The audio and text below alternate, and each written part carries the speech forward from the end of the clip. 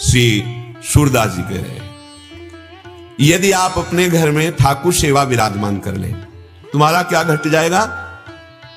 इही विधि कहा घटे गो तेरो, नंद नंदन करी घर को ठाकुर, आपुन हुए जाओ चेरो। इह विधि कहा घटे गो तेरो, सर्वधर्मान परित्यज्य मामेकं शरणं व्रज, अहम त्वाम सर्व पापेभ्यो मोक्षयिष्यामि मा शुचः। बिल्कुल विश्वास कीजिए, यदि ऐसा कर लोगे तो समस्त कर्मों का विध्वंस हो जाएगा। जो संचित कर्म जमा है और प्रारब्ध को भोगने की सामर्थ्य आ जाएगी और क्रियाण परम मंगलमय हो जाएगा। तुम्हारा कल्याण हो जाएगा, तुम्हें परम सुख की प्राप्ति हो जाएगी। पर दीर्घकाल धैर्य पूर्वक, ये नहीं कि 2-4 महीने साधन किया, प्रतिकूलता आई, छोड़ दिया। ऐसे कायर पुरुष परमार्थ पर नहीं चलते। शूरवीर बनकर चाहे जितना दुख आवे, हम जानते हैं ये सत्य मार्ग है और ये भी हम जानते हैं कि सत्य मार्ग का फल परम सत्य और सुखमय होगा, कदम पीछे नहीं हटाएंगे। क्या बिगड़ जाएगा आपका? यदि अपने घर में ठाकुर सेवा विराजमान कर लो। सूरदास जी महाराज कह रहे, नंद नंदन करी घर को ठाकुर। ठाकुर माने होता है स्वामी। हमारे घर कितने ऐसे महाभागवत जन हैं, अपने घर को भी मंगल में ठाकुर जी के नाम से संबोधित करते हैं। श्यामा कुंज, प्रिया कुंज आदि आदि, हाँ, कृष्ण कुंज, मदन मोहन कुंज। ये घर नहीं है, ये ठाकुर का मंदिर है अपने घर में ऐसे। और घर में सुंदर एक सिंहासन बना लीजिए, प्रिया प्रीतम विराजमान कर लीजिए। संपूर्ण परिवार उनका सेवक है, संपूर्ण संपत्ति के स्वामी श्री ठाकुर जी महाराज है। हम उनके प्रधान सेवक है, मेहनत करके कमाते हैं अपने ठाकुर सेवा, परिवार की सेवा।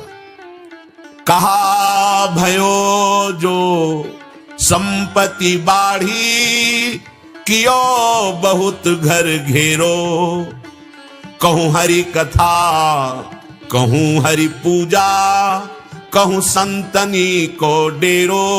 इही विधि कहा घटे गो तेरो।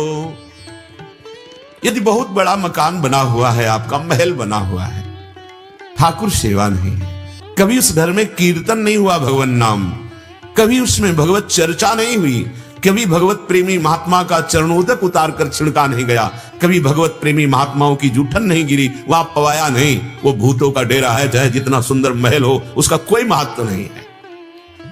भले छोटा सा घर है, लेकिन ठाकुर जी विराजमान हैं, अनंत कोटि ब्रह्मांडों के स्वामी, और आप उनकी दासता में हैं। उनको भोग लगाते हैं और फिर प्रसाद पाते हैं। बहुत बड़ी यज्ञ हो गई।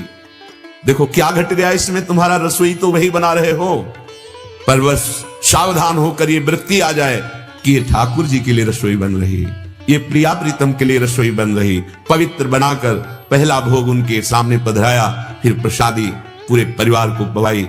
क्या घट जाएगा तुम्हारा? पा तो वैसे ही रहे हो और वैसे ही पाना है। समर्पित करके पाओगे तो बुद्धि शुद्ध हो जाएगी और भगवत प्राप्ति का योग बन जाएगा। यह उच्छिष्ट अमृत हो जाता है। हमारे प्रिया प्रीतम की प्राप्ति के लिए हितजू महाराज करुणा करके बता रहे हैं, बहुत दिव्य साधन है और यही हमारा साध्य भी है। उच्छिष्टामृत भुक्तवैव चरितम शृणवस्तवैव, स्मरन् पादाम्भोज रजस तवैव विचरन् कुंजास्तवैवालयां, गायन् दिव्य गुणास्तवैव रसदे पश्यस्तवैवाकृतिं। श्री राधे तनुवांग मनोभिरमलैः सोहम तवैवाश्रितः। बिल्कुल सिद्ध भगवत प्रेम प्राप्ति का साधन भी है और यही सिद्धावस्था में प्रेममय हो जाता है। क्या? जिसे सूरदास जी कह, अपने घर में ठाकुर विराजमान कर दिए। देखो, यदि अपने घर के ठाकुर में भगवत बुद्धि नहीं तो कहीं भी चले जाओ भगवत बुद्धि होगी ही नहीं। जो प्रभु आपके कुटिया में विराजमान है वही मंदिर में विराजमान है, तनिक भी भेद मत मानिए।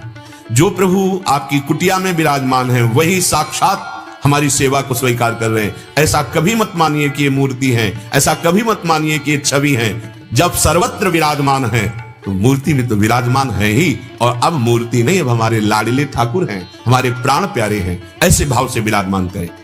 जब आप ठाकुर जी के लिए रसोई बनाए तो आप पहला मन में